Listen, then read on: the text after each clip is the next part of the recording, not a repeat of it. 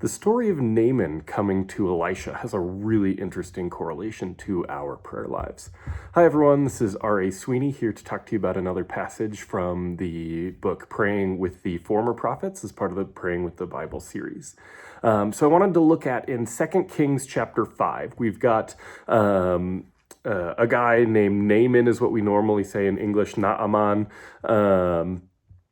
who has leprosy. He's the general of one of the enemies of God's people. And he actually has an Israelite slave woman that is working in his house. And when she finds out he has leprosy, she's like, well, you know, the God of my people back in Israel, he's pretty powerful. Maybe you should seek him out, which I thought is just a really cool story that we could get into as well, of just her no power situation. She's able to just interject that one little bit and get him coming to experience who God is. But so she tells him about the God of Israel, and Naaman comes to see Elisha, the prophet, to try to be healed from his leprosy.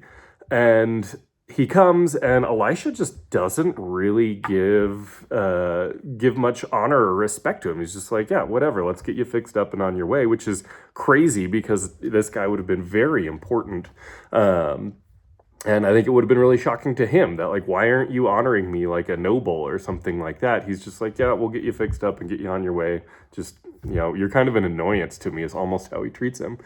And he says, hey, over here, we've got the Jordan River. Go ahead and just wash yourself in it 7 times.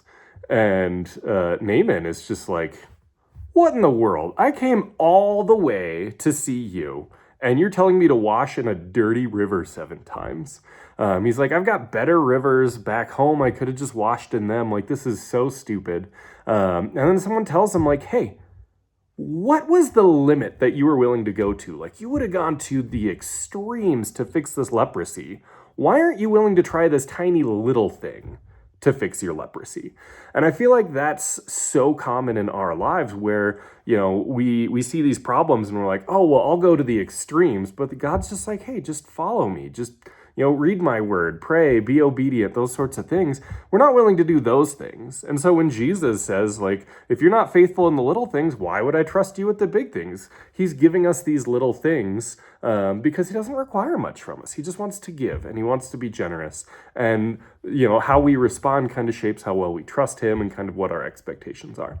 So that's what I wrote about for this passage. I hope it's a blessing. Thanks, everyone.